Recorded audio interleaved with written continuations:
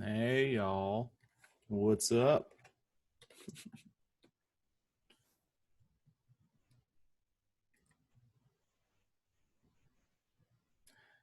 Yeah, I'm very happy I did not have to get a COVID test.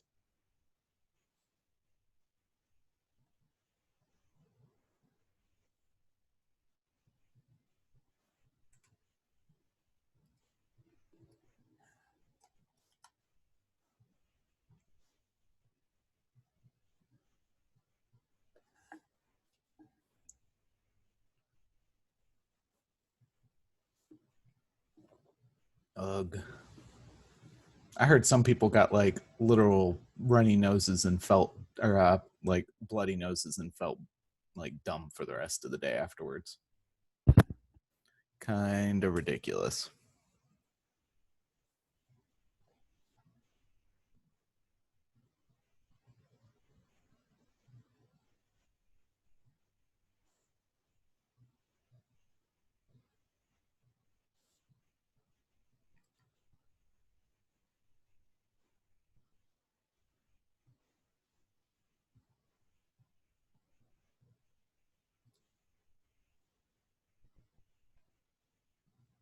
Yeah, last I heard they did. Especially once all you wonderful kids are going to be back on campus. The COVID police are just going to show up at your door and be like, all right, it's time. Your number came up.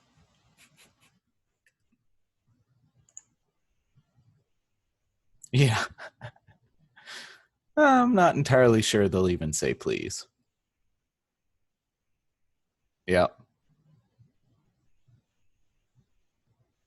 This is an entirely random check and has nothing to do with the fact that you were at a party at a pool with like 75 other kids earlier this week.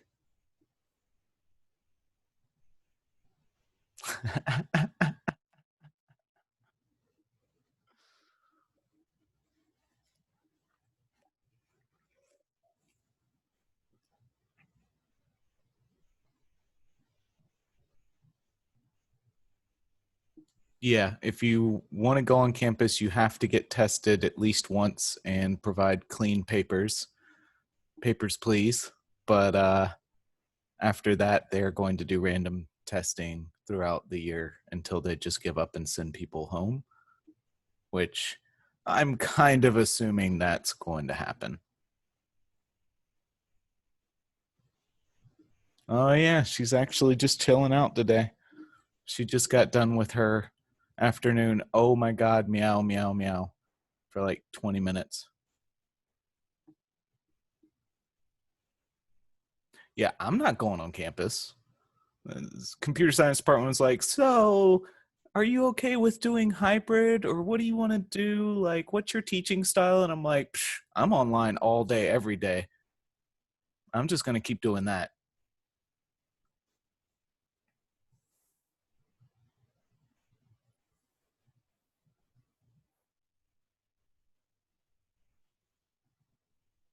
Exactly. Well, I mean, I can't say it's not broke, as Monday kind of pointed out, but if I can make it work for the next 2 weeks, why change it?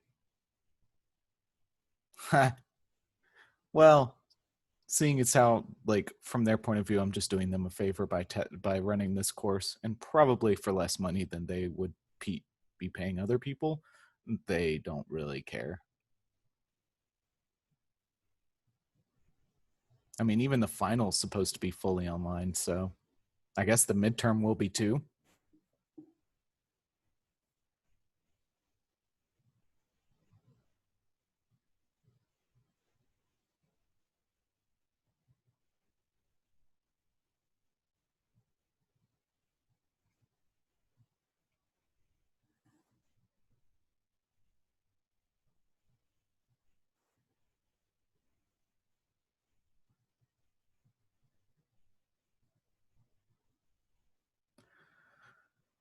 Oh, just more projects? Yeah, okay.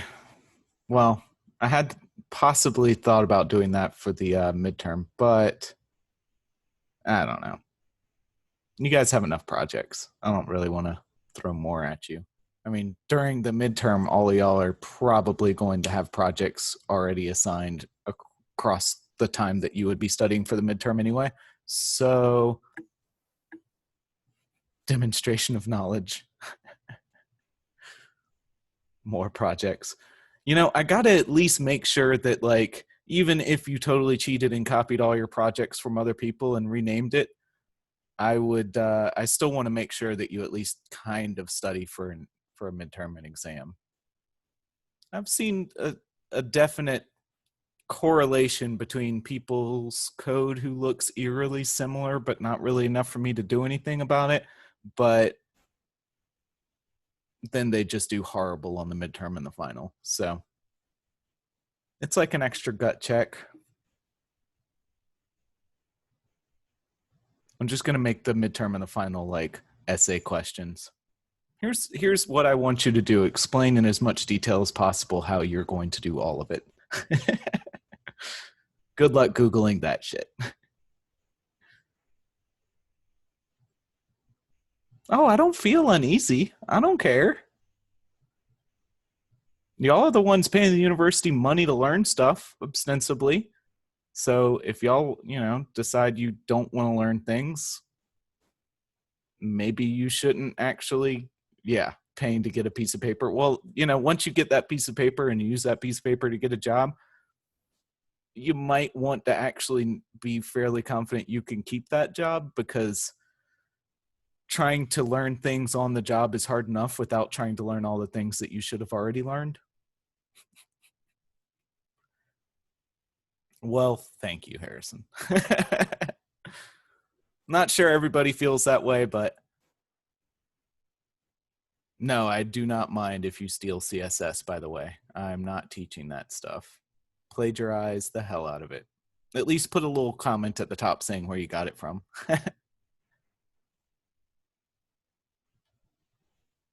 Because I might also want to use it for some projects or something. The amount of CSS I steal when I'm writing code is kind of ridiculous. Okay. It's 4:05. I may as well try and share my screen.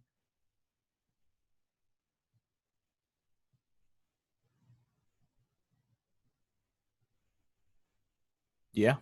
Interested in this class because it's in the field you want to work? Well, then you're actually going to, I assume if it's in a field that you want to work and you're not in this class for what people might call an easy A, because copying projects would actually probably get you maybe not an easy A, but an easy C. But if you're in here for the grades, you're also not in here because you're interested. And if you're in here because you're interested, you're probably going to do the work. So hopefully I can keep you guys interested and learning stuff. And the more you all say, hey, I'm in here to learn and this is the best class, and that makes me feel better about the fact that some of y'all that aren't saying that might be cheating.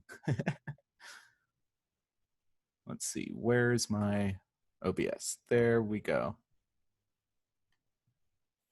All right, and chat. So does anybody have any questions before we get started? Questions from last class or questions about what we're going to do this class?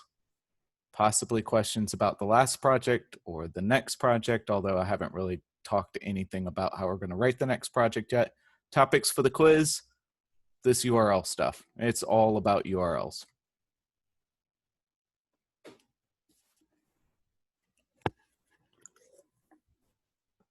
You have a URL question. Let's hear it.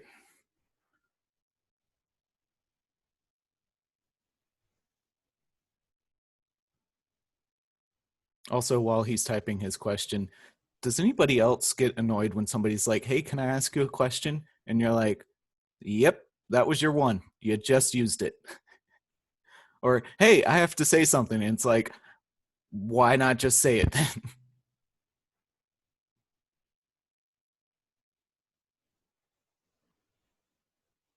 With authority and path and all that, right?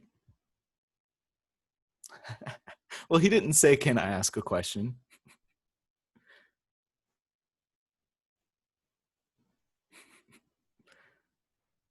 localhost colon 8080 works. So localhost is actually something that's in your operating system. So when your browser has to do a DNS lookup to get an IP address to know where to send the packet, because since all of this is on the TCP layer and TCP works with IP addresses, which we're going to play with when we start talking about like how packets work, like this stuff. I'm going to show you guys a little bit of some command line stuff and making your own packets.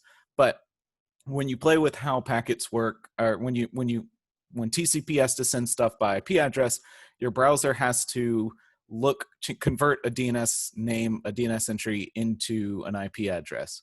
And the first thing it does is it looks in its own cache of recently looked up DNS entries. If it doesn't find it there, it asks the operating system to do it. And the operating system looks in its local cache and looks in its local hard-coded stuff. So there's something called your hosts file. Let's see, Windows, etc. hosts. And if we look at how this looks, come on, open it. There we go. So over here, there's actually a host file somewhere in your operating system. And if you take out these little comment lines, these hashtags, it's an IP address and a name. And it just says, hey, localhost, return this IP address. And you could actually make an entry that's your, yeah, block ads on Spotify. Yeah, exactly. So you can edit your host file locally so that when your browser tries to look up a DNS entry, your operating system doesn't ask a DNS server, it just returns this hard-coded IP address. And so that's localhost always returns the IP address 127.0.0.1, which is always your loopback IP address. It is, every network card knows to not send that out on any network, but to keep it inside the operating system. So localhost means go talk to the computer that I'm currently running this on port 8080. And that's how so the scheme at the front, the protocol at the front is HTTP. So it's going to use an HTTP packet, not HTTPS handshakes. It's going to ask the operating system what IP address localhost is. It's going to get back 127.0.0.1, and it's going to send it to port 8080. So it's going to create a TCP connection to 127.0.0.1 colon 8080. And then it's going to send packets that way. And notice there's no slash at the end of that URL. It will put a slash on there anyway when your browser does it.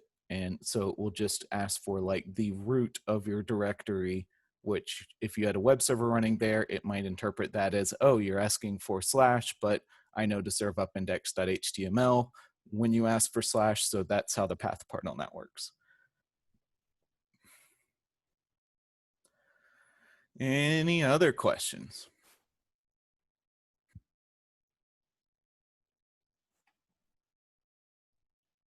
Any questions about URLs before I start talking about the actual protocol, HTTP protocol itself?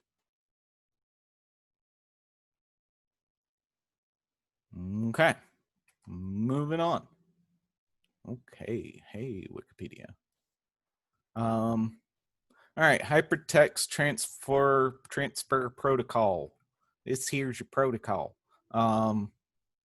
This sits on top of TCP. It is a text-based protocol. You can read all about it here. I'm going to try and go over these bits in as much detail as possible, but you don't really need to know the history of it or the technical overview parts. HTTP sessions. Normally in web programming, when we talk about sessions, nobody ever means an HTTP session. So later on, when I'm like, all right, I want you to implement in project 3, I want you to implement a session. This is not what I mean. This is what nobody ever means when they talk about sessions. HTTP sessions is generally is like the HTTP request packet and the associated HTTP response packet. That's pretty much it.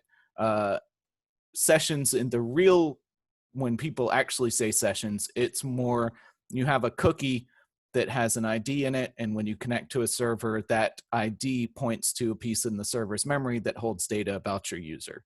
So that's what a real session is. I'm going to talk more about those sort of sessions around Project 3 time, but we can actually start playing with this. I do have to remember my IP address again. Nope, exit. I was playing with Python earlier today. Let's go over to my, let's see, there we go. Okay, so let's see if this thing actually has my IP address in it today. All right, cool. I'm in the server, and this server probably has Telnet installed, so we're going to start with that. Yes, it does. All right, so Telnet is a tool for creating TCP connections to servers. So this allows us to create the TCP connection, give it a IP address or DNS entry and a port number, and it'll just hold open a TCP connection. And inside that, we can type out whatever parts of a packet that we want to send, which means we can type out the entire HTTP packet, request packet that we want to send to our server. So as a general introduction, I'm going to telnet to localhost 80. All right, so it's got a connection to 127.0.0.1, and it says escape character is bracket or caret bracket or something like that. And if I sit here long enough, it'll probably try to close the connection. But let's type out a packet. So get/http/1.1 and connection closed. All right, so this was the packet we sent. It told us it was a bad request. So this is the request packet that we sent. This is the response packet that we got back. And it said the browser sent a request that the server could not understand. So I think that's because it might need a host header. Let's try that again. HTTP get/index. Let's give it a path. HTTP/1.1 host. Shouldn't need a host, but let's try that. Nope, it still doesn't like it, and I don't know why, but it's good enough to explain what the hell is going on. Now, if I try to connect to that same thing, whatever my IP address is, 34 dot. Okay, so we got this, and we can actually see if we switch back over to the browser.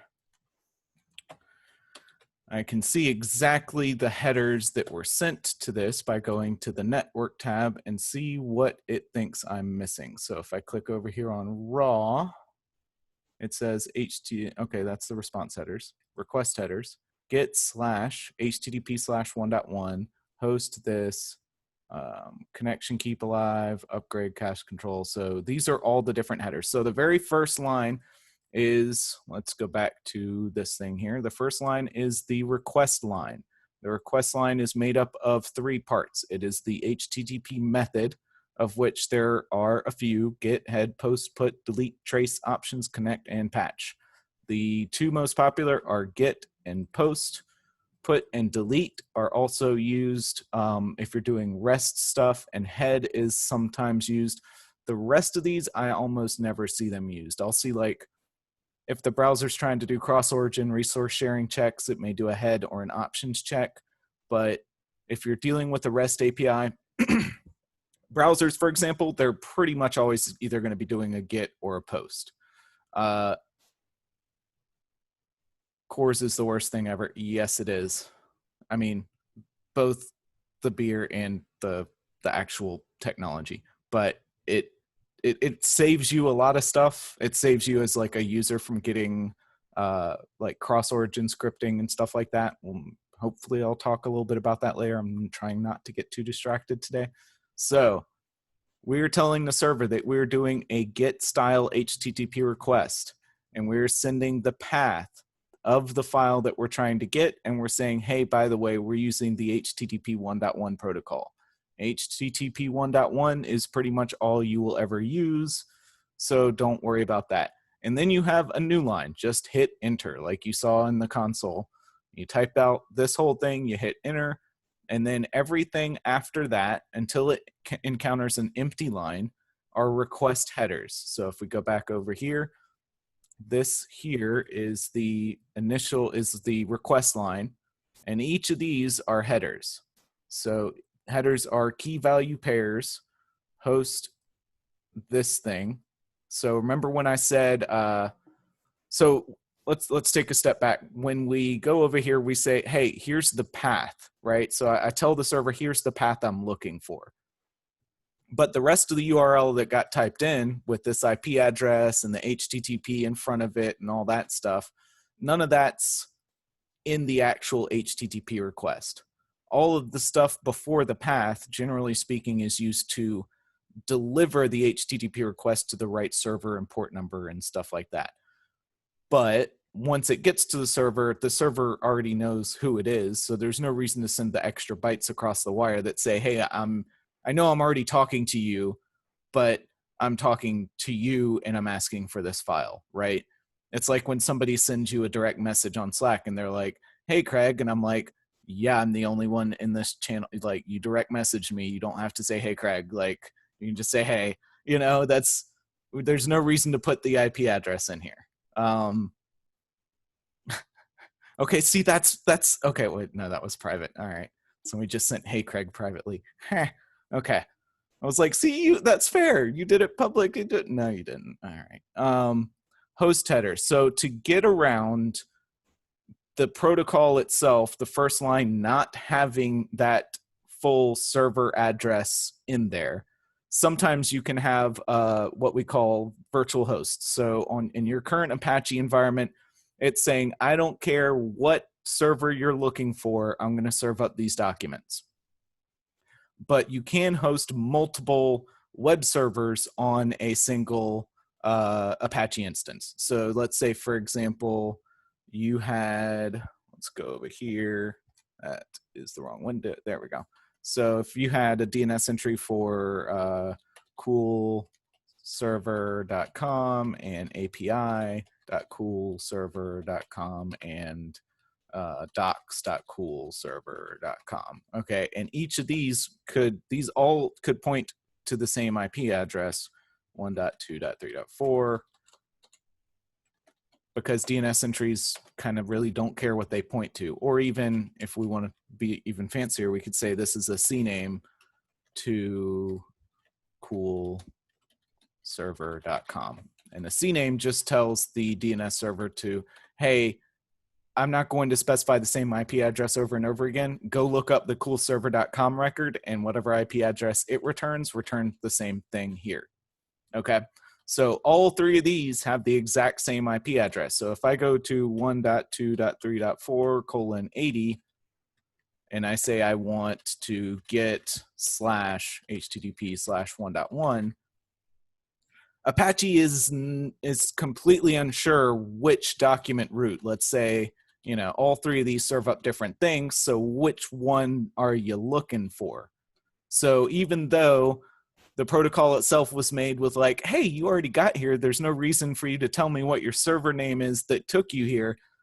Then they started putting multiple web servers on a single server and port number. And then all of a sudden they're like, okay, yeah, so remember when I said you didn't need that? Yeah, you totally might need that now. So they added a header, host, API.coolserver.com.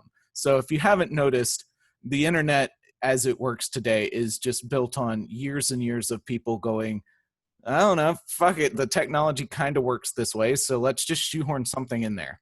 Host is a great example of that. Cookies are a great example of that. In fact, if we look at back to the browser, the best example of that is this user agent header.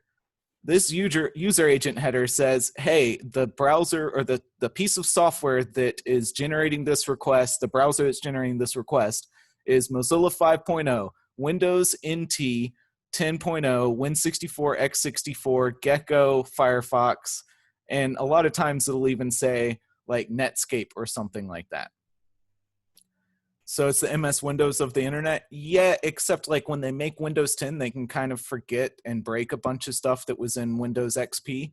And, or, well, okay, so let's give a bad Windows, like, Windows 2000, right? So, like that's a terrible one. And then Windows Vista. Yeah, it's like every odd release, they just release a terrible Windows, right? So Windows Vista, they could actually, Windows 8. See, it was like Vista, and then was it 98, and then Windows 8? I can't even. So whatever. Anyway, 7 was best. I like 10 more finally, but it took a while. But when they do that, they actually have the chance to just be like, yeah, that dumb stuff that we did in Windows 8 or in Windows Vista, we're just not going to support those protocols and bindings and stuff anymore. And so if you want to run your code on our new operating system, you're going to have to recompile it and write it better to use our better stuff. There is no upgrade to the internet. At every point, everybody wants to be able to connect to the latest and greatest Insta Facebook crap, and also connect to like Internet Archive from back in the Netscape days. And back in the Netscape days, in the original browser wars, browsers were so non-compliant with what the standard was that web servers needed to know what browser you were using so that they could modify the HTML data it sends to you so it looks the same across multiple different types of browsers. And so Netscape kind of won the original browser wars because they were the most compliant or the most easy to work with. And so then everybody started saying, hey, in their user agent, everybody had Netscape in there. And so it keeps getting crazier and crazier as people, and nobody's ever gone back and said, hey, I guess, maybe I don't need to add all these old user agents on there because current like new web servers really don't care anymore. Everything's kind of sort of the same compliant nowadays. Not so much, but like to the point where the web server doesn't care, it's like the JavaScript libraries have to care. So now instead of the web server saying, hey, what browser are you on? Let me send you different HTML. It's like the JavaScript gets downloaded to the browser and the JavaScript's like, hey, wait, hold on. What browser am I running in? Okay, only these features are available. So a lot of the churn right now is what features may or may not be available in certain browsers. Like credential storage may have different bindings in Safari versus Chrome versus Firefox or whatever. I like Chrome and Firefox. I actually use both of them all the time just so I can keep like my work stuff and my personal stuff separate entirely. And I just like writing enough code. Safari's always lagged behind because Apple's just like, we have a captive audience over here. Nobody on Macs ever installs anything but Safari, right, guys? So why do we have to add in all these extra features? Internet Explorer, nope. Although I heard the new Chrome Microsoft Edge, the newer Microsoft Edge that runs the Chromium engine is actually pretty good. But I like that I can put tabs on the left side on Firefox because I will have this whole thing full of tabs. And if I were to do that in any normal browser, I wouldn't be able to read any of the tabs. So I like having constant width, I guess. Tor. Okay, Opera, yeah. Yeah, Opera's okay. I don't know if they're keeping up with all the latest and greatest protocols. But let's see if I can get this to work. So can I copy this? No? Okay. All right. So what was I talking about? Headers. Okay. So other types of header fields. No. Mesmerize? No, I don't mesmerize, nor do I memorize the icons. A lot of times because I'll just have 12 of the exact same icon open because I'm like, how to do these 25 things in Kubernetes. And so they're all on the Kubernetes page and they're all at the same icon. I'm just like, what, where, okay, whatever. So if we go look at all of the list of header fields, no, I don't want to donate. There's a lot. There's what type of encodings you want to accept, what type of languages you want to accept, like ENUS versus ENUK versus just EN versus not specifying it. Access control, these are CORS headers that we talked about and said they were They made everybody sad. Authorization, we'll talk a little bit about that for project 3. Don't really use that. Don't try not to use that in the real world when you're writing apps, but it's a great way for us to bootstrap without, actually, no, we use it later on after project 3. Anyway, that's kind of useful for API authorization, but if you can help it, you should render an actual username and password and send those to the server and get a cookie back and use that cookie to say, hey, I already gave you my password. See, you gave me this cookie back. And the site's like, oh yeah, I guess I did. Okay, so a cookie is actually a single line header. So even though you have multiple cookies, let's see if I can go to google.com. If I go open this up and I refresh it, and there's a ton of stuff that comes down, but the very first request, they set a whole bunch of these cookies, all right? And so this is in the response. These are a bunch of different headers that are like, hey, browser that I'm talking to, set all of these cookies in your memory and send them back to anything. And then when it sends cookies, it sends one header with all of the cookies it thinks this website should be able to see from me, all kind of packed together with semicolons in between. So here's a cookie key, a cookie name, and then here is a huge long cookie value. And then there's a semicolon, and then there's another cookie name and another cookie value. So they have things pretty well obfuscated here. It's kind of hard to tell what these cookies do. When we get into using cookies, we will probably have better named cookie names. I'll talk more about cookies for project 4 because they'll be important then, and like how cookies get sent, how they get stored, how the browser knows when to send what cookies, because you don't want to send like a cookie that's meant for Google to Yahoo if you use Yahoo. And because that could be like, you could be sending private information from one server to another, and that other server doesn't actually like deserve to get that information. So you set a cookie and you say, hey, send this cookie only to these sorts of host names or something like that. And the cookies can expire and all that jazz. Okay. So these are just a short list, and these aren't even the lists that are, okay, so that's all the standard stuff.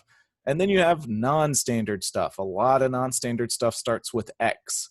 So X requested with, X forwarded for, X forwarded host, X forwarded proto. We're going to talk more about this when we get into proxying and reverse proxying, which actually will be for project 3. Yes. We're going to do a little bit of reverse proxying for project 3. You won't actually be setting or reading these headers, but I'll go into like how it works under the covers a little bit for that. And okay, so those are all of the header fields. So in your request, you have, let's go back to our initial project. We have this get with the slash and http/1.1, and then we have all of these headers. And then we have a new line at the bottom, and that just means, hey, that's the end of this request. If we had a new line, an empty line here, and then we had another block of data, that would be called the body of the request. Normally, as per the specification anyway, HTTP protocol, okay, so the HTTP protocol, or the HTTP spec says that it should not generally have a body to an HTTP request that's a GET request. But browsers will do it, and web servers will accept it, and nobody really cares about the protocol because you can just kind of do whatever you want. The internet is literally the Wild West as far as what web servers will accept. You can accept a GET request, and it can have a body to it, and the web server will be like, all right, well, if you ask for the body, here it is. Like, I'm not going to just like cut it off because it's not supposed to support that. So the message body is normally used. So when you upload a picture to Instagram or whatever, if you're uploading a clip to TikTok, I don't know what you guys use nowadays, that data goes into the post body. Yeah, thank you. Very hip of you. Yeah, I guess Instagram is like not cool anymore. I don't know. When you make a post on MySpace, the message body is actually what contains the data of the post. So like when you say, hi guys, it's been 20 years, I'm glad MySpace is still around, that text gets put into the body of the HTTP request. So that's how it transmits that data. It will also, if you upload an image, scarce. I don't even know. Is scarce, like, is that an old thing or a new? Oh, I thought that was like a hip term. Hey, it's scarce. Okay. So the message body could be the binary data of your image, or it could be the binary data of your movie, or whatever like media that you're trying to send to the server. It may even be broken up into multiple parts, so you can have a multi-part HTTP request where your data is just too big to all fit into one. Groovy.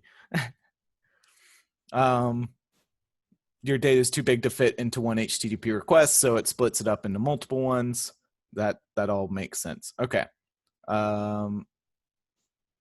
Message bodies normally are attached to posts and puts. As far as the spec is concerned, the rest of these generally shouldn't have those things. And as far as the spec is concerned, I'm not going to quiz you guys on this till we get to REST.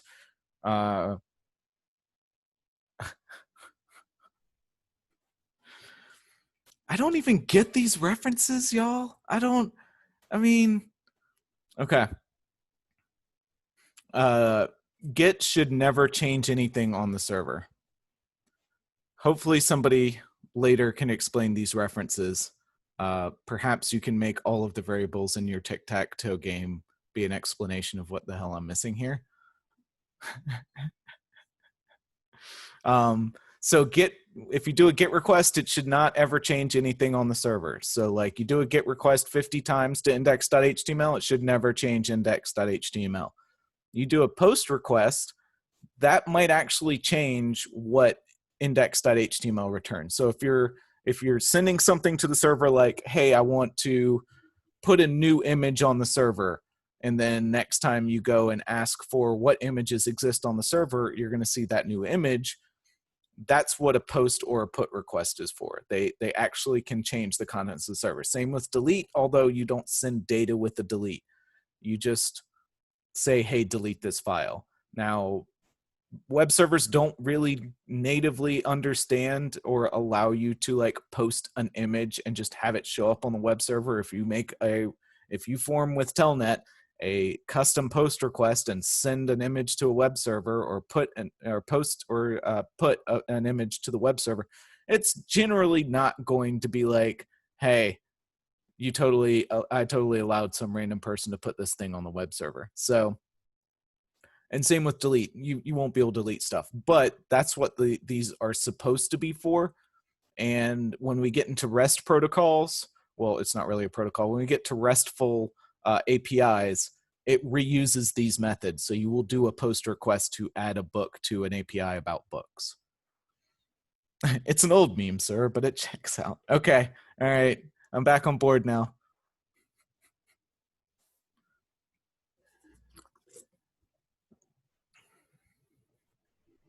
Call us chat. You're right. You're right. What up, chat?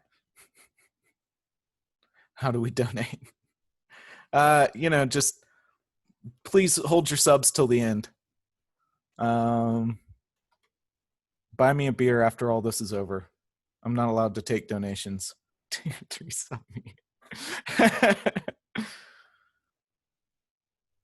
Write my name on the whiteboard. Twitch Prime. See, that's all I did too. Oh yeah, wonderful. Some cores. Awesome. That's what I always want. Actually, you know what? If somebody bought me a free Coors, I would probably still drink it. I mean, you can't look a free beer gift horse in the mouth. Okay, so we talked a little bit about parts of an HTTP request and parts of an HTTP response. Let's go look at those. So it's kind of the same thing. It says it doesn't have the method in there. It has the HTTP version. It has a 200 status code and a status code phrase or status code, whatever they call it here. What did I call it? Reason message. So the reason message, okay, or like a 404 not found, that 404 is instead of a 200, it will put a 404 here. Or you can have a 500 internal server error. So that 500, and then it'll say internal server error here. So the words that come after the code normally are kind of, you can make them whatever you want. But the status codes all have meanings. And if we go look at them, don't scroll away. Okay, if we go look at them, there's 100 level codes, which generally are informational responses. 200s are some form of success. So 200 okay is pretty much the most thing you're going to see. Live chat. Yeah. Live on Twitch every Monday and Wednesday, 4 to 5:15. I might need some moderators to ban all the haters. All right, 201, 202 accepted. I don't really see any of these used anywhere outside, anywhere in the industry. So don't really worry about those. It's nice to know they exist, but whatever. 300 multiple choices. I have never seen multiple choices outside of the quizzes that I give you guys. 301 move permanently, see that one a lot. So if you get a 301 or a 302, I do already have a YouTube channel. I do not have enough subs or like increase in views month to month to actually get any like ad revenue off of it. But back in the day, I made like $100 off of YouTube ad revenue with a single how to replace a fuel pressure regulator valve. So yeah, but I don't care about building a freaking community on YouTube. It's like YouTube's like one of the more toxic communities out there. Yeah, I could. Yeah, weird flex, but okay, right? 302 and 301, those will have, normally they come with a header. Yeah, League of Legends. So if you have a 301 or a 302, it's also going to have a header called location in the response. And that location is telling you where it's trying to redirect you to. So for pretty much all of these things, you'll get like a 301, and then your browser will be like, oh, 301 with a location header of gooverhere.com. And then your browser will load gooverhere.com. The difference between 301 and 302 is your browser is supposed to remember and cache 301s. It is supposed to actually like not, if you try and go back to the site that gave you a 301, your browser should not send that request. It should actually remember that it got that 301 and just go ahead and jump to the second one. 418, I think there's is there a 418? Yeah, I'm a teapot. It actually made it into an RFC. Hive mind days. Oh Lord, guys, y'all finding shit. Okay, all right. Yep. There's some weird ones. There's actually, I think, Twitter back in the day had a 420 enhance your comm that they would use to say, "Hey, you're hitting me too often." So there's some fun ones out there. This is actually part of an April Fool's joke by the Internet Engineering Task Force, and it actually has. It's not expected to be implemented on HTTP servers, but it should be returned by teapots requested to brew coffee. So if you have like a teapot or a coffee maker on the network and you send an HTTP request to it, it should say like, "Hey, I'm a teapot. I'm not a real web server." So google.com/teapot. You know what? I will. Hey, short and stout. Awesome. Click the teapot. Okay.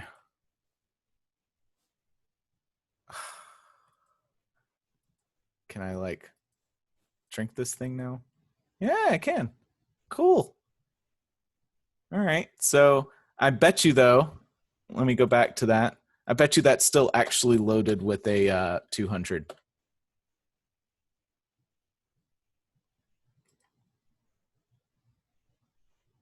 Did it? Response headers. No, it actually loads with a 418. That's pretty cool. And the browser's like, yeah, I totally understand that. I totally am fine with that. And I'm going to render it like it's an HTTP 200. Interesting. All right. So browsers are apparently in on the joke now. So, yeah, that's they are pretty chill when they're not being evil. I mean, I've decided to sell my soul to Google as opposed to Apple, Microsoft, or Facebook. So, well, I guess everybody sells parts of their soul to Amazon, right? But we're all running in AWS. Haha.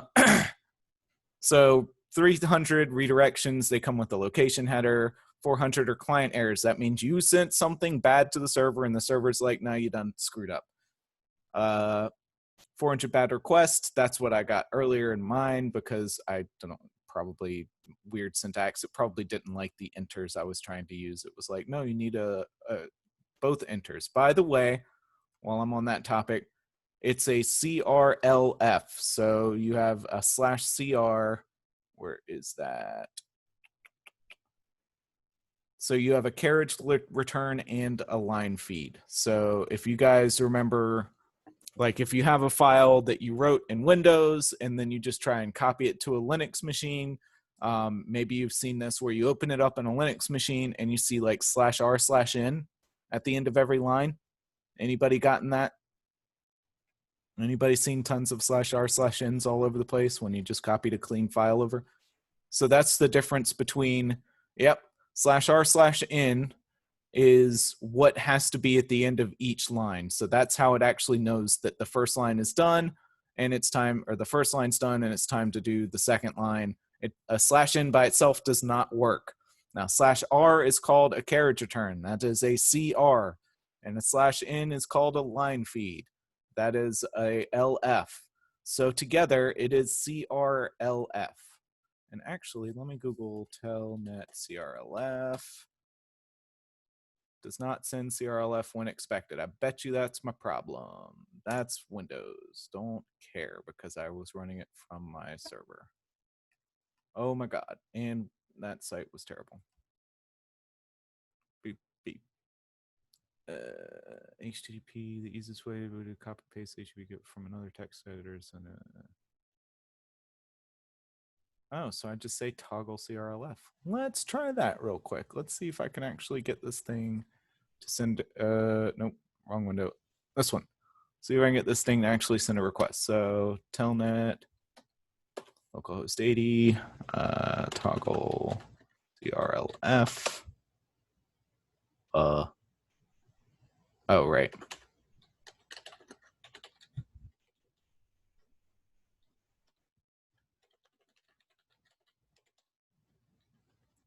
Okay, and then I think I do connect localhost 80. Nope. How the hell do you connect once you're inside telnet? Anybody remember?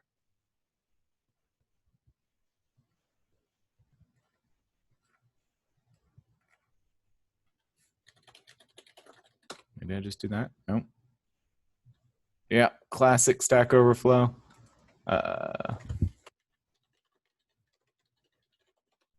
Let's see, telnet connect. How do I use this thing? I don't care. Like once I'm actually in there, how do I do it?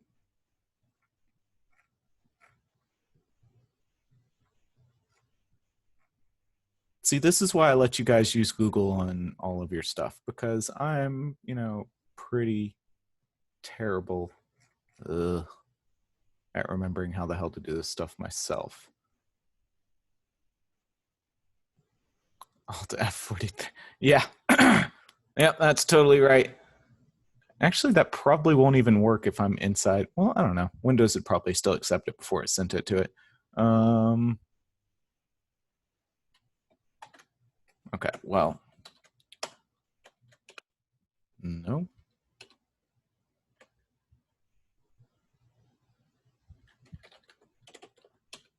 Exit. Let me out of this stupid telnet.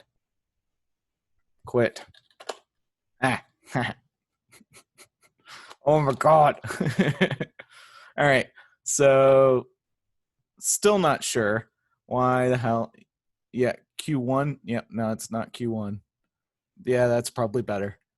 Yeah, I'll try open. That's probably a good idea. Toggle CRLF, open, localhost 80. Hey, get /HTTP /1.1 connection, close. Still a bad request. All right, well, that didn't work. What if I do get /HTTP /1 host, whatever server we're on? Nope, not that one, this one. If I copy that, maybe. Yeah, it didn't like that at all. All right, well, we'll figure it out. I bet you I could tell not to Google, though.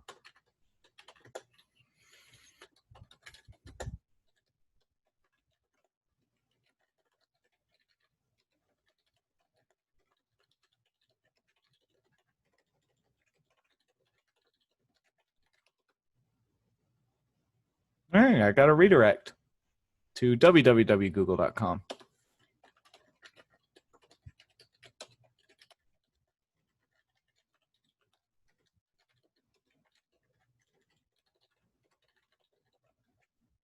Let's see if this works. It works. So we got our entire HTML back. Awesome. And it's a ton of data. And we get to see, all right, here's like the HTTP 200 OK, the current date. It's never going to expire. It's sending some cache control. It's saying the content type is text HTML and the character set. I don't even know what P3P is, but apparently this isn't a P3P policy, so that's nice. Server, GWS, peer 3 peer. It's like a 5-head right there. Set some cookies, set some stuff, accept ranges, all that jazz. Okay. So I think, anybody have any questions about, in general, HTTP, kind of sort of how it works, kind of sort of how responses come back, what parts you might want to look for in looking in your network tab? So each of these is a different HTTP request. They each have a 200 OK. You can see what exactly was requested. So if you have an image that's not loading and you see over here that your image actually came back with a 404, you can go down here and you can be like, well, what image path did I request? Because 404 means it doesn't exist on the server. You can't delete the internet. All you can do is, go live in Alaska or something. I don't know. I'm sure there are places without internet, right? Well, there are websites that can help you download more RAM. I don't know that I would trust them, but they're there. So you can go here and say, all right, does this path match up with like the 404 that I'm getting? Does that file exist in my web root? Remind me where my web root is on our server. Anybody want to tell me? Anybody?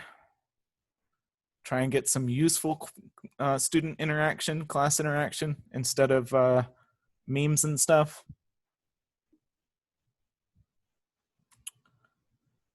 No, it is not tilde. Where is your web root? So your document root, when Apache goes, yeah, var ht, no, yeah, with the slash at the front, without the slash is not correct. It is /var/www/html. That is the folder. So if we send this request here, get /icon/ubuntu logo.png, it is going to put this path at the front of /var/www/html. And so that's how you know where to look in your file system. If you get a 404 and you're trying to use this path and it says, hey, 404 file not found up here in the response headers, you know to go look in var www.html icons and make sure ubuntu logo.png is there, that you don't have like a capital letter where you shouldn't, that it's not, all my homies hate 404. Okay, so any other questions? We talked a little bit about Chrome Dev Tools. We'll talk more about the DOM tree a little bit next week as we get into JavaScript. And don't worry if you miss some class, it's all going to be on the internet. The internet's got your back, bud, or girl, or whoever said that.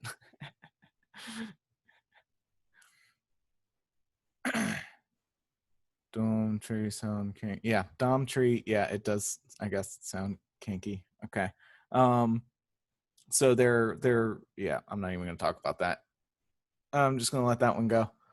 And it's 4:53. I'm going to go ahead now and switch over to the quiz. It might be on the internet. I don't know. It's got something about you, right? It might. I mean, it's got your back, depending on which parts of the internet you go to.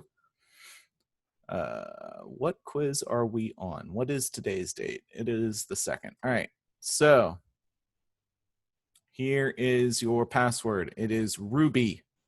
Go take the quiz. After the quiz, you may leave or just sit around and ask questions. I don't care, but I'm not teaching anything else today. Go enjoy your quiz.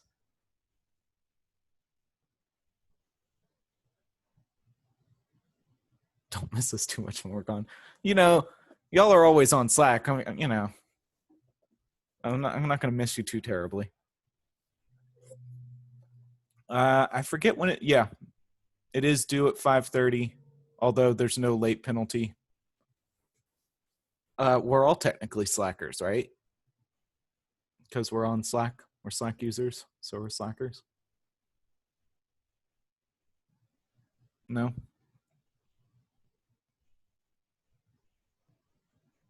Okay.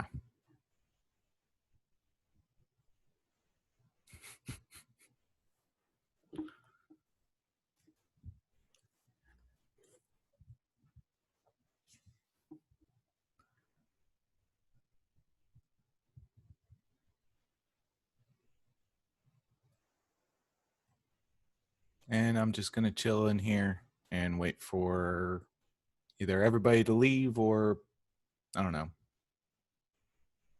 5:05 and nobody's asking any questions. Then I'm just gonna close this thing down.